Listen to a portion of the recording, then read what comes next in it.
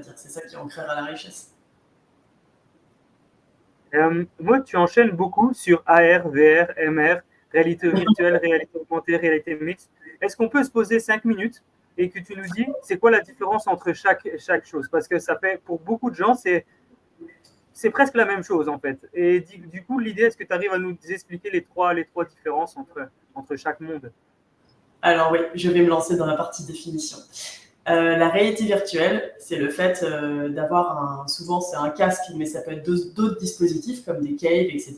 C'est le fait d'être nous en immersion dans un monde qui est lui complètement virtualisé, modélisé.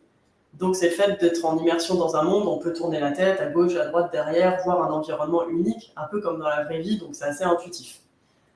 Mais voilà, avec des environnements stylisés. La réalité augmentée, c'est le fait de voir son environnement réel, mais d'y ajouter un élément digital qui ne fait pas partie de cet environnement. Et on peut le voir à travers un smartphone, des lunettes, des casques, enfin, il y a pas mal de dispositifs pour ça. Ce qu'on appelle la réalité mixte, ça concerne plutôt les casques. Ça veut dire qu'un casque de réalité virtuelle peut aussi faire de la réalité augmentée.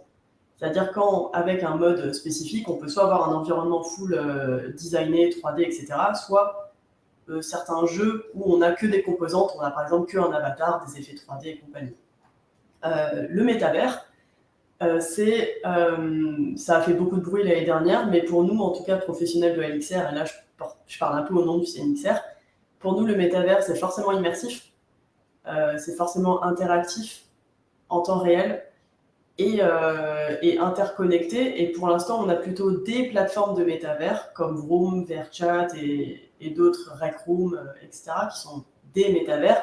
Mais le concept de métavers au sens large, le et unique métavers, ce sera plus tard quand toutes ces plateformes seront interconnectées, ce sera l'Internet de l'immersif.